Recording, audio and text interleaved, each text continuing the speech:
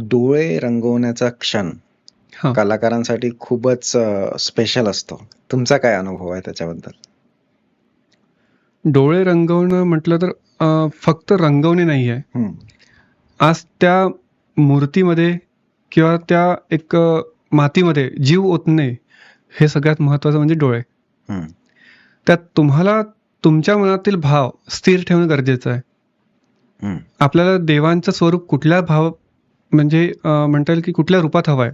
हम्म. जर लक्ष्मीची आपण मूर्ती करतो आहे देवीची, हो. तर त्यात ते चंचल भाव असणं गरजेचं.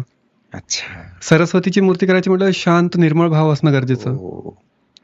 दुर्गेची किंवा कालीची मूर्ती करायची म्हटलं तर उग्र भाव, हम्म. पण त्यातही प्रेम दिसणं हे महत्वाचं. वाह, सुंदर.